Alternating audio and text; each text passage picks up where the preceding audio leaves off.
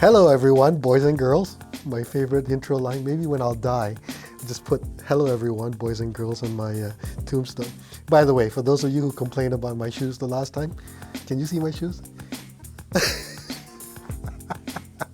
My wife said, you should be ashamed wearing those horrible shoes. And I said, they're the most comfortable thing in the world. These are actually pretty comfortable too. Anyway, we're going to talk about the dCS Rossini Apex Dac Network Streamer Upsampler with Master Word Clock. We mentioned, did I mention it? I guess I did, that we are now a dCS dealer. And so we were sent a sample to try a few weeks ago, maybe a couple of months ago, and so this is the dCS, the very latest Rossini Apex, the DAC as well as the Master Clock. I came in very early one morning to listen to it and very quietly compare it to our typical benchmarks to see what it sounds like. So this is the first of maybe 2 or 3 that we might do. My thought was, let's talk about, so there are 4 things that I will go through. We'll first use the Lumin P1, which is a streamer and a DAC all in one. As a matter of fact, it's also a quote-unquote preamp. It's got a volume control built in as a benchmark. And the reason is because we love the Lumin. It's a great product for the money. It's about $11,000, $12,000 Canadian. And the DAC section is very good. The streamer section is superb. And so let me use that as a benchmark, make sure that I hear what I hear, and then switch the DAC over to the dCS. Don't play the Master Clock yet. And then compare the 2 streamer sections, the streamer of the Lumin, and then compare it with the streamer of the dCS. And then finally add in the word clock. So 4 parts. The system that I used was the Wilson Sasha V speakers, the Griffin Diablo 333 integrated amplifier, the Lumin P1 as I mentioned, and all Shunyata Theta cables. By the way, for those of you who are looking and thinking about cables, check out the Theta. They are superb, like really, really superb. They are better than the previous Alpha series, which is even a lot more money. And they're almost as good as the Sigma previous version. That's how good they are. And they're relatively speaking inexpensive. Only downside is if your dealer doesn't have the Shunyata cables in stock, it'll take about 4 weeks because every cable order is literally made to order. All right. So starting first with the P1. As I said earlier, I really like the P1 for what it is. Sonically, it's superb. The value is wonderful.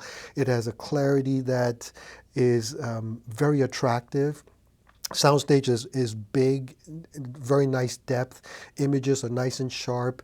The only thing that sometimes gives me a bit of pause is when I play recordings that are a bit hot, to use Mike's words, Mike, over-processed, over-recorded. The highs can be a little bit bright, a little bit brittle, sibilance a little bit too sharp and pronounced. So that's the only thing that typically I would say is the downside. But this is common with a lot of DACs and streamers, in that they're designed to be quite transparent and quite accurate, and so if the recording is bad, you're going to hear it. So that's about the only downside I can think of. I'll give you 3 recording examples which I will use over and over again. First of all, Holly Cole Trio, Girl Talk, and the song is My Baby Just Cares For Me. I believe this was Holly Cole's debut album. It was recorded very simply, one microphone in her case, straight to the tape, and overall very well done. Holly Cole in this case is absolutely in her element. She's singing songs with so much verve and energy and just wonderful. And then in this particular case, the song My Baby Just Cares For Me, David Pilch, who plays the stand-up double bass, does a solo, and it is just fantastic. First time I heard this many, many, many years ago, I want to say 33 years ago, I was absolutely stunned by the performance, the interpretation, the recording, even though, again, it's a little bit on the hot side, especially when she goes full voice, but wow, so wonderful. And then playing through the Lumin, it's just absolutely captivating. The second song is Cowboy Junkies Mining for Gold. Those of you who know this album know it's a wonderful album. It's also their debut album, was recorded at the Trinity Church downtown Toronto. And when you listen to this particular recording, you can hear the ambience of the church. You can hear a lot of little details in the recording. And I used a lot of times when I want to just hear what the system's resolution is capable of. And then finally, Mother Nature's Son, Paul McCartney, Anthology 3. Right at the very beginning, there's a conversation between Paul and the recording engineer, Norman Smith. Paul sounds like he's right in the room. He's saying, can you take this thing off my ear? It sounds like, I've got a speaker in his ear, something along those lines. And when you hear that, it sounds like Paul's in the room. And so, again, I play it a lot of times to see if this sense of intimacy is being reproduced. And then, oh, sorry, I said 3, I meant 4 recordings. Last but not least, Leopold Stokowski Liszt's Hungarian Rhapsody No. 2 in C sharp minor. This is one of my all-time favorite songs. It starts off with the strings going loud, and then it morphs into something softer, and then this interplay of loud and soft continues all through the piece of music. And then as it continues as well, you will hear the tempo get speeded up. And then towards the very end, the crescendo of these last 3 bars, just absolutely fantastic. Not only is this a wonderful piece of music, it's also really well recorded. All right, so with the P1, in all cases, I could hear all these wonderful things in the recordings that I'm used to and familiar with. In the case of, as I said, Holly Cole Trio, you get this sense of wonderful dynamism and energy and the interpretation. When David Pilch plays his double bass, it's just a master showing off. It's just so wonderful. The Cowboy Junkies, as I said, you could hear the ambience and the atmosphere of the hall, all the little details in the recording itself. Mother Nature's Son, again, Paul McCartney right in the room, very intimate. And then Stokowski, the whole piece is just fabulous. I want to highlight, in the case of the Holly Cole, yes, there were a couple times where, again, full voice, she does sound a little bit spitty, slightly uncomfortable, but again, it's in the recording. So it was with a little bit of concern and trepidation when I switched over to the Rossini, because it's been 6 years, maybe 7 years since I last heard the Rossini, and that was the non-Apex version. I had not heard the latest version, and I didn't know what to expect. Now keep in mind also, here are the numbers. The Lumin sells for about 12,000 Canadian dollars, plus or minus. The Rossini is 34,500 US dollars, or 42,000 Canadian. That's just the DAC. And then the master clock is 12,100 US, or 15,000 Canadian. So just the DAC alone is about, roughly 4 times the Lumin. So it'd be interesting to see what it sounded like. Well, with the Holly Cole, right away she sounded a lot more refined. A little bit sweeter, and I could hear more details. So not only was it more refined and sweeter sounding, but I could hear more details in the recording. The one thing that immediately was very obvious was that her image was sharper and more defined within the sound space. There was more separation between her and the double bass. It was just so much more obvious, and in fact, so much so that I thought, could it be the levels were different? So I had to go back and double check my settings with a 1 kilohertz test tone and making sure everything was all okay, and then listen again. And sure enough, it was true. And maybe on another time, I'll talk about how I really screwed up this initial part of the testing, and it confirmed that there was no bias confirmation. But in any case, because this is going to be a long video, I'm not going to talk about it. The glariness and grittiness that I heard with the P1 was almost all gone with the dCS without the word clock. And then Mother Nature's Son, when Paul McCartney starts talking, he's even more intimate than before. Again, as I mentioned before, he was in the room with the P1. With the dCS, he's right there. It was spooky how real it sounded. And then when he plays the recording, I'm transported back to 1968 August to the EMI studios. It's like a time travel. It was absolutely fantastic. It's one of those things I wrote down here. It's like one of those times where seasoned audiophiles will know what I'm talking about. Everything is perfect, and you have that magical night of listening, and you'll never forget those times. I wish those times happened far more often than they do. And it's not about just the equipment. It's the mood you're in and all those kinds of things. But it just was absolutely wonderful. And then the Hungarian Rhapsody, all the things I said about the P1 tie it all together. It made for one of the most beautiful, memorable listening sessions I've had ever. It was just wonderful. And keep in mind, I love this piece of music. I've heard it so many times, and this was one of those times that was just truly remarkable.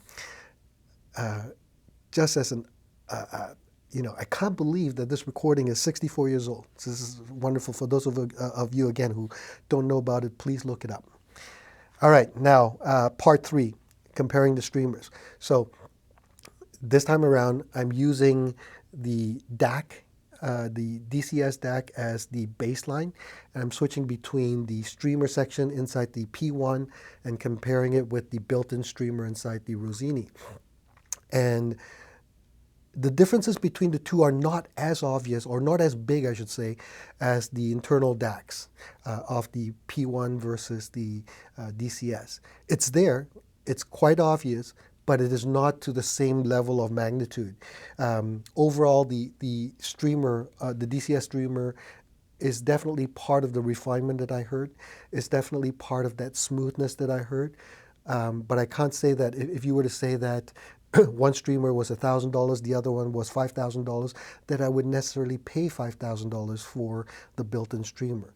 I might pay $2,000, I might pay $2,500, but it's definitely a difference, but it's not as big a difference as the DACs. All right, and then part 4. Now I add the master clock. I've heard master clocks, I've used master clocks, but never dCS master clocks, so I didn't know what to expect. It's just a little box, a couple of wires, and away you go. What I can tell you is that this difference was in some ways even more magnified or even larger than comparing the DACs themselves. It just seemed to make the dCS complete. Where the dCS was already so good, the master clock just finished everything so beautifully, so perfectly. I mentioned earlier that the images were sharper and more defined and more separated with the dCS compared to the Lumin. It was exactly that with the master clock. Things became more intelligible. I could hear and understand better. Separation of depth in particular was quite a bit better with the master clock than without it. I could hear more into the recording than I could without the master clock. But the one area in particular that the master clock seemed to do for me was what the Lin and Name people call PRAT, pace, rhythm, and timing. Again, those of you who have been around a long time know what I'm talking about. What the audio world many, many years ago used to call Lin and Name people as the flat earthers, which is a terrible thing to say, was that Ivor Tiefenbrun, the founder and original owner of Lin, I guess he might still be, I don't know, he used to poo-poo the whole idea about the high-end audio industry wanting things like sound staging and imaging and clarity and detail. And he used to say, when you go to a concert, do you hear those things? No, you don't. You know, what you care about is whether or not the music moves you, whether or not your toe is tapping. That was basically all he cared about, or mostly what he cared about. And in the case of the word clock, the master clock, your toes tapped like crazy. As a matter of fact, you started dancing. I mean, it's so rhythmic and so infectious. I would not buy a dCS Rossini Apex Dac without the master clock. Or if I did, I would make sure that I had some budget in the future to add it. It's that good. It's worth every penny. Again, just to remind you of the dollars, the master clock is $12,100 US. I know people who spend more money on just a power cable, and I'm telling you that this makes the Rossini perfect is the wrong word, but complete. So anyway, that's my quick summary. I'll just do a conclusion. At a later date, I will compare the dCS Rossini Apex, I hate having to say the whole word, the whole name, to the MSB reference, which has been discontinued, but I did get a chance to do copious comparisons between the two just so that I would be able to talk to you about it. So at a later date, I'll do that. And the reason I want to do this comparison is because MSB and dCS are two of the leaders in the high-end DAC world. And so it would be interesting to compare the two. Now, to be fair, the MSB is at this point about 10 or 11 years old, whereas the Rossini Apex is new, maybe a year or 2 years old. So, but still, it was interesting to compare the two. And that's part of the reason that we have the both lines here, so that clients can listen to the both and decide for themselves which they prefer. The Rossini is remarkable in its ability to give me transparency, clarity, detail, airiness. One thing I forgot to mention, the sense of air, especially with the Stokowski piece, the Hungarian Rhapsody, is breathtakingly beautiful. Something that is very hard to do because a lot of times when DACs have very good high frequency extension and detail, they can also sound harsh. Not with the Rossini, unless the recording was really a little bit too forward in that case. Otherwise, it just floats, just has this beautiful sense of airiness. The ability for that combination to separate front and back sound stages is wonderful. Bass is nice and tight, dynamics are wonderful. There's virtually nothing that I would want that it did not already do and give me. But that's something that we'll talk about later with the MSB reference. Overall, it is truly a superb DAC. Is it worth the money? Well, again, value is something that only you can decide. For some people, this is cheap. It's not good enough for them. For other people, this is crazy money. There's no way they would ever consider spending the money. All I can say is that if you're in the market for around about 50 or 60,000 Canadian dollars, 40 or so US dollars, you owe it to yourself to hear the Rossini, and then if it doesn't work for you, it doesn't work for you. You know, no loss. But it gets my strongest recommendation for a DAC. Anyway, thanks for watching this, and we'll see you again next time. Take care. Bye-bye.